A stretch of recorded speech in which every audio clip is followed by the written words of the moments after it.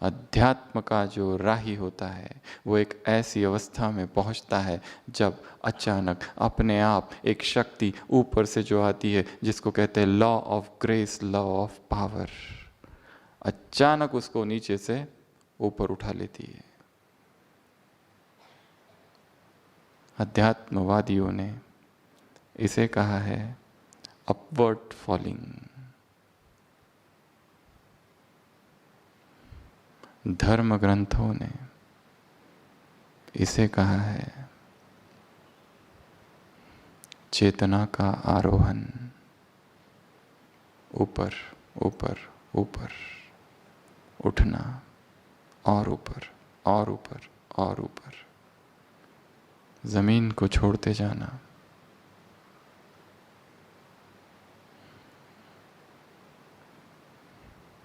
शरीर की दुनिया को नीचे छोड़ देना और किसी अज्ञात जगत में ऊपर उठना, एसेंड, ट्रांसेंडेंस,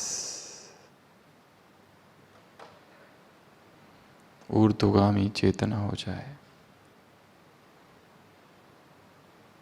और ये व्यक्ति अपनी इच्छा से नहीं करता है, वो मगन है केवल ईश्वरीय प्रेम में, परंतु एक शक्ति आ रही है, वो शक्ति अपने आप उसे ऊपर ऊपर ले जाती है। उसे आश्चर्य होता है ये क्या हो रहा है, ये हो क्या रहा है। अब तक जो मन संसार की तरफ और संसार की चीज़ों की तरफ और संसार की वस्तुओं की तरफ और संसार के व्यक्तियों की तरफ और संसार के देह देह के संबंध वासनाएं भोग विलास की तरफ भागती थी, अचानक यहाँ की हर चीज़ के प्रति वैराग, फिर यहाँ का कुछ नहीं अच्छा लगता और यहाँ का कुछ भी हमें प्रभावित नहीं करता, क्योंकि नीचे हलचल है और आवाज़ है, और नीचे असुविधाएं है, अप्राप्तियाँ है, पाप है, विकर्म है, सब नीचे है। जैसे हम उठने लगते हैं, हम किसी के साथ कुछ भी नहीं कर रहे, किसी के खिलाफ कुछ नहीं कर रहे, परंतु फिर भी चीज़ें वैसी ही है, परिस्थितियाँ वैसी है, स्थान वैसा ही है, व्यक्ति वैसे के वैसे ही है। अब तक उनके खिलाफ, उनके बारे में मन में शिकायत थी, द्वेष था, घृणा थी, ये स्थान ठीक नहीं, ये व्यक्ति ठीक नहीं, ये वस्तु ठीक नहीं, यहाँ चीज़ें अच्छी नहीं। वो चीज़ें वैसी की वैसी ही है, पर चेतना का आरोहण हो जाए, चेतना ऊपर उड़ जाए, और जैसे ऊपर हम उड़ जाते हैं, हमें ऐसा अनुभव होता है सब बदल गया। बदला कुछ नहीं, वो वैसी ही है, हम बदल गए। इस प्रक्रिया को कहा गया है अलौकिक आरोहण, spiritual transcendence, spiritual ascend, spiritual ascension. ऊर्ध्वरेता योगी, जिसकी चेतना इस संसार से बाहर निकल जाती है। क्या किए रहे, क्या करे जो ऐसा हमारे साथ हो जाए। लकीर है एक, बिना लकीर को हाथ लगाए उस लकीर को छोटा करना है, बिना लकीर के साथ छेड़छाड़ किए उस लकीर को छोटा करना है, तो क्या करना पड़ेगा, एक बड़ी लकीर। उसको हमने कुछ भी नहीं किया, हम बड़े हो गए, परिस्थितियाँ छोटी हो जाएगी, हम बड़े हो गए, व्यक्ति छोटे हो जाएंगे, माया छोटी हो जाएगी। तो पुरुषार्थ किसी स्थान पर, किसी व्यक्ति पर, किसी परिस्थिति के चिंतन पर नहीं है, पुरुषार्थ किस पर है, मुझ पर। अपनी डायरी में एक समान लिख के रखना है अच्छा सा, हर परिस्थिति से बड़ा मैं हूँ, माया मेरे सामने कुछ भी नहीं। इस संसार की कोई भी चीज वस्तु मुझे आकर्षित या प्रभावित नहीं कर सकती। तो भट्टी का आज का अंतिम दिन, कल यहाँ से प्रस्थान, कल जाएंगे और पहुँचेंगे कब? परसों। तो 4 और 5 और 6 तारीख को सबकी भट्टी चालू होगी। ठीक है, ये रिहर्सल, ये थी तैयारी। रियल भट्टी वहाँ पहुँचने के बाद है। 6 मई से 26 मई, कितने दिन? 21 डेज। हर एक को अपनी एक व्यक्तिगत भट्टी चालू करनी है। वहाँ पहुँचने के बाद ये सार्वजनिक थी, वो व्यक्तिगत होगी। ये सबके सामने है, वो गुप्त होगी, सूक्ष्म होगी। उसकी चर्चा किसी के साथ नहीं करनी है। और वो किस विषय पर होगी, वो विषय हर एक का अपना अपना होगा। यहाँ हम दूसरों को सुन रहे थे, वहाँ हम अपने भीतर की आवाज़ को सुनेंगे। करेंगे सभी 21 डेज। एक एक दिन का चार्ट रखना है। आज तारीख 6, सुबह से लेकर रात तक क्या क्या किया, अमृत वेला, मुरली, दिनचर्या, भोजन, कर्म, क्या क्या हुआ।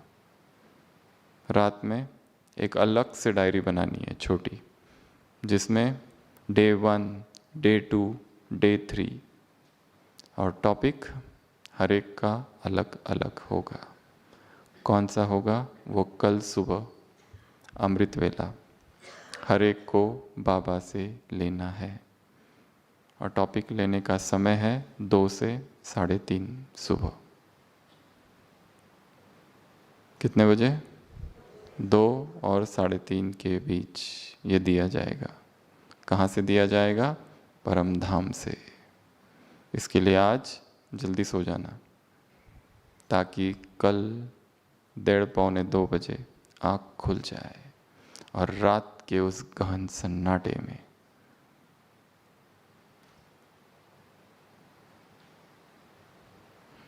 संपूर्ण समर्पण भाव के साथ बाबा के सामने बैठना और उसको बताना कि यहाँ की दिनचर्या, यहाँ की भट्टी, यहाँ की तपस्या पूरी हुई। अब इस तपस्या का परिणाम फल ये होगा कि मुझे यहाँ जो सीखा, जाना, समझा, जो रियलाइज हुआ, उसका प्रयोग कहाँ करना है? वहाँ जाकर। किस पर करूँ? जिसका ब्रह्मचर्य लड़खड़ा रहा है वो ब्रह्मचर्य पर भट्टी करेंगे 21 दिन। जिसका अमृत वेला ही ऊपर नीचे होते रहता है, वो अमृत वेले की किताब लेंगे यहाँ से और दिन रात उसी एक किताब को पढ़ते रहेंगे जब तक वो किताब पूरी शब्द शब्द याद ना हो जाए। जिनके संबंधों में कड़वाहट है वो सोचेंगे, देखेंगे वो 21 डेज कि मुझे कहाँ परिवर्तन करना है कि ये संबंध मधुर हो जाए। जिनके जीवन में विघ्न ही विघ्न है, जिनके जीवन शिकायतों से भरा है, कंप्लेंट से भरा हुआ है, वो उन पर काम करेंगे। जिनके दिनचर्या में अत्यंत व्यस्तता है, भगवान कहीं खो गया, मुख में बाबा बाबा है केवल, परंतु अंदर नहीं है, वो पा लिया उस भगवान को पर पाकर भी अनपाया सा है। जिनको शरीर की बीमारियां है वो उन पर काम करेंगे। क्या किया जाए? क्यों ये देह बीमार पड़ी है? हर एक का टॉपिक अपना अपना होगा। करेंगे, पर टॉपिक कल सुबह मिलेगा सबको। तो आज की ये रात अंतिम रात है, क्रांति वाली, तपस्या की। व्यर्थ ना जाए, एक एक पल क्रांति का पल हो। तो इस अलौकिक आरोहण के समय कम है, फिर भी कम समय में कुछ बातें हम आपको बताएंगे। ज्ञान योग की बहुत सी बातें आपने यहाँ सुनी, आप पहले से जानते हैं, तो कुछ और बातें बताएंगे। सूक्ष्म आपने सुना, हम स्थूल बताएंगे। तो ऐसी 10 बातें, 10 पॉइंट्स, जिससे न चाहते हुए भी आत्मा ऊपर उड़ेगी। हम सोचेंगे कि मुझे नेगेटिव चिंतन करना है, पर होगा ही नहीं। सोचेंगे मन में कोई वासना उठे, पर उठेगी ही नहीं।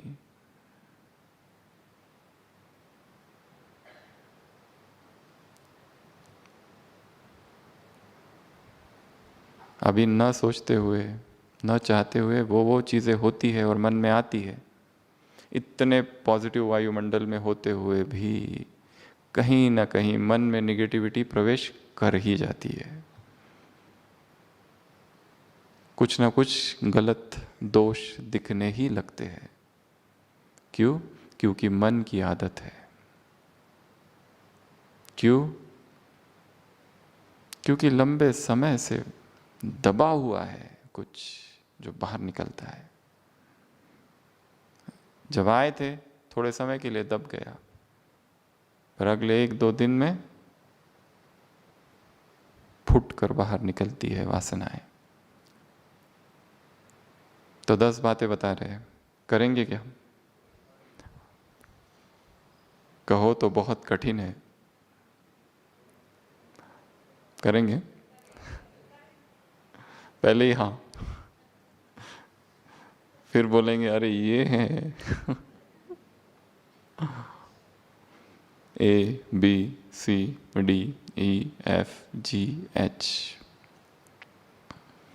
ए, आग। सबसे फर्स्ट पॉइंट, ए फॉर आग। धीरे धीरे धीरे जितना हो सके इन 21 दिनों में जो जो चीज़ को आग ने स्पर्श किया है उसे अपने मुख में नहीं डालेंगे।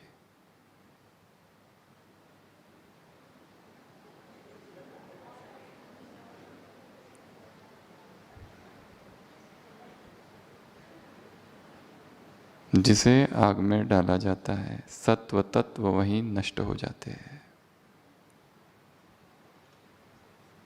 और शरीर में देहभान आता है।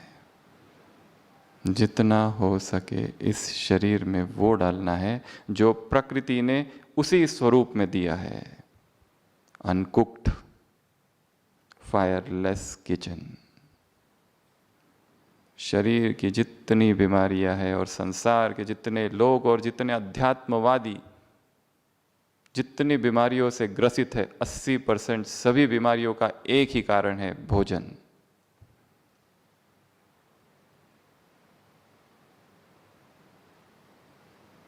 और अशरीरीपन सहज हो जाए और तुरंत हो जाए, अगर कोई ये चाहता है तो ये 21 डेज एक्सपेरिमेंट करके देखेंगे।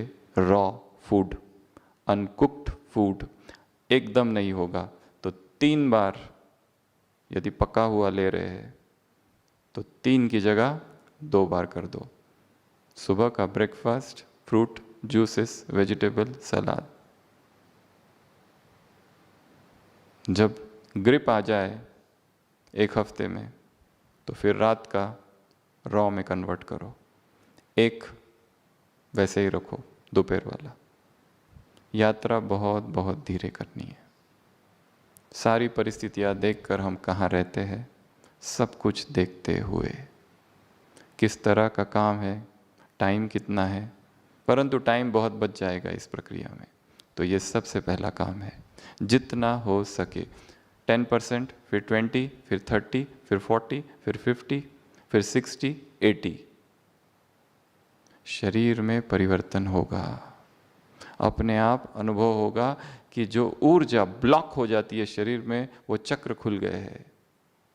अपने आप अनुभव होगा। जो सुस्ती का अनुभव होता है दोपहर को, जो जड़पन का अनुभव होता है शरीर में, वो अपने आप हट गया है और शरीर हल्का हो गया है। और वो अशरीरीपन स्वतः ही कहने की आवश्यकता नहीं, मैं आत्मा हूं, मैं आत्मा हूं, अपने आप घटित हो रहा है।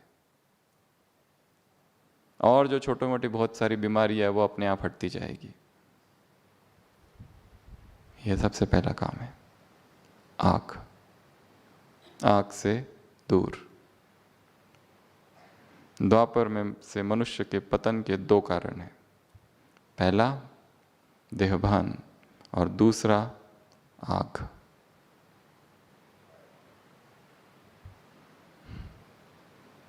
शरीर में प्राण ऊर्जा दौड़ने लगेगी।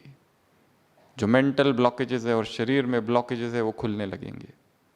एक अद्भुत सी ऊर्जा का अनुभव होगा। नींद करने जाओगे परंतु जो 6-6, 8-8, 10-10 घंटे सोते हैं, अपने आप नींद कम कम होती जाएगी। अमृत वेला उठोगे तो ऐसी ऊर्जा का अनुभव, और माइंड जो ब्लॉक्ड है वो खुलेगा, क्लैरिटी आएगी, उसमें स्पष्टता आएगी, स्मरण शक्ति बढ़ेगी, सुपर इंटेलिजेंस। बीमारियां छूट जाना ये तो एक छोटा सा साइड इफेक्ट होगा। तो पहला काम ए। दूसरा काम बी। बी फॉर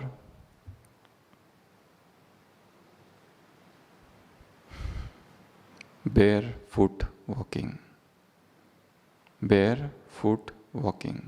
प्रकृति से हमारा संबंध छूट चुका है। अगर प्रकृति से हम जोड़ दे स्वयं को तो ये शरीर अपने आप स्वस्थ होने लगेगा। और शरीर स्वस्थ अगर नहीं है तो चाहते हुए भी स्पिरिचुअलिटी फेलियर है। चाहते हैं बहुत अच्छा अमृत वेला हो, बहुत अच्छा ज्ञान चिंतन हो, चाहते हैं बहुत सेवा करूं, परंतु शरीर साथ नहीं देता। शरीर की बीमारियां नीचे खींचती है। कभी बुखार, कभी सर्दी, कभी जुकाम, कुछ न कुछ होते रहता है। दवाइयाँ ही दवाइयाँ। ड्रगलेस वर्ल्ड, ड्रगलेस किचन, ड्रगलेस हाउस और फायरलेस किचन। जैसे ही शरीर बीमारियों से मुक्त होता है, अध्यात्म में गति अचानक बढ़ जाती है। और जब शरीर बीमारियों से ग्रसित होता है, यहाँ दर्द, वहाँ दर्द, ये पेन, वो पोन, जड़ता, नींद, सुस्ती, आलस, कुछ करने की इच्छा नहीं होती है। बुखार आने के बाद कैसा लगता है? पूरे शरीर में, तन बदन में दर्द हो रहा है। कैसा अनुभव होता है? कुछ कर पाते हैं? कुछ नहीं। स्वयं के शरीर को स्वस्थ रखना। शरीर ने आज तक तुम्हारी आवाज सुनी है, अब शरीर की आवाज सुनो। शरीर कहता है कि मुझ पर अत्याचार करना बंद करो। स्टॉप। मुझ में वो सब नहीं डालो अंदर जिसमें उत्तेजनाएं उत्पन्न हो और वासनाएं उत्पन्न हो। मुझ में वो डालो जिसमें इच्छाएं, तृष्णाएं अपने आप कम हो जाए। जो इरिटेशन हो रही है ऑर्गन्स में, वो अपने आप कम हो जाए। तो दूसरा काम है बेयर फुट वॉक, अर्थात नंगे पांव जमीन पर चलना। धरती के प्रकंपन, धरती एक इलेक्ट्रिक फील्ड है, एक मैग्नेटिक फील्ड है। जैसे ही हमारा शरीर भी मैग्नेटिक फील्ड है, दो मैग्नेटिक फील्ड कनेक्ट होते हैं, ऊर्जा हमारे अंदर आने लगती है। और साथ साथ समान जोड़ सकते हैं उसके साथ कि पवित्रता की किरणें मुझसे संपूर्ण धरती पर जा रही है और धरती से प्राण ऊर्जा मेरे शरीर में आ रही है। शरीर की सारी बीमारियां नष्ट हो रही है। नींद अपने आप ठीक होने लगेगी। आँखों की रोशनी धीरे धीरे बढ़ने लगेगी। और ये हम करेंगे, अर्थात ही किसी बंद कमरे में तो नहीं करेंगे ना, प्रकृति में करेंगे। तो अपने आप प्रकृति की जो ऊर्जा है वो हम में प्रवेश करेगी। प्रकृति से कनेक्शन जुड़ेगा। इसके लिए ऐसा स्थान ढूंढो, कोई गार्डन, कोई जगह, कोई रेत, हो सके घास ना हो, सूखी मिट्टी हो तो बहुत अच्छा।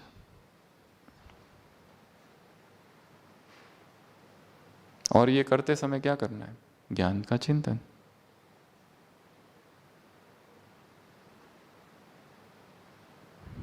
कुछ होने लगेगा अंदर, एकांत और मौन में, किसी से न बात करते हुए। आपके आंगन में ही थोड़ी जगह होगी, वहीं पर टाइम 45 मिनट्स, कितना समय करना है? 45 मिनट्स। जो डायबिटिक है उनको ये ध्यान रखना है कि पैर में कुछ कांटे कंकड़ पत्थर चुभे ना, पहले इस जगह को साफ कर दो। और वो ख़त्म होने के बाद तुरंत जाकर पैर नहीं धो देना, थोड़ा देर रुको, आधा घंटा, उसके बाद जाकर पैर धोना। और ये करते समय नए नए संकल्प मन में आएंगे। मुरली को रिवाइज करो चलते फिरते, वो ट्रैक्ट कि क्या कहा बाबा ने, और नए नए विचार आएंगे। प्राण ऊर्जा मेरे शरीर में, मेरे अंग अंग से पवित्रता की किरणें प्रकृति में जा रही है, धरती पर जा रही है। धरती पर जितने लोग हैं सब पावन हो रहे हैं। सारे योग के प्रयोग इसमें जोड़ देने हैं।